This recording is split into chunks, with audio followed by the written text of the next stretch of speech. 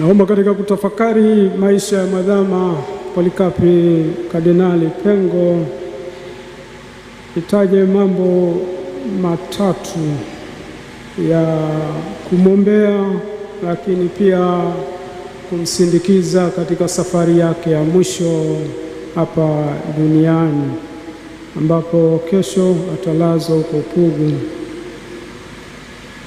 Jambo la kwanza, Mwadhama Pengo alikuwa zawadi ya pekee, ni zawadi ya Mungu, zawadi ya pekee ya Mungu kwa kanisa la Tanzania na hata Afrika.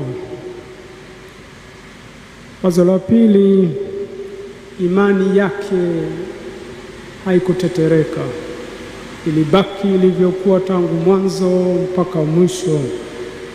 La mwisho ni nguvu ya yote yeye aliyatoa wapi. Wazo lile la kwanza, Mwadhama Pengo Kardinali ni zawadi ya Mungu, tunaita ni rare gift. Na zawadi ya Mungu ni zawadi zile adimu ambazo Mungu anazitoa kwa wakati wake na kwa muda wake. Kwa hiyo yeye aliamua kuitoa zawadi ya maisha yake kwa kanisa la Tanzania kwa wakati wake.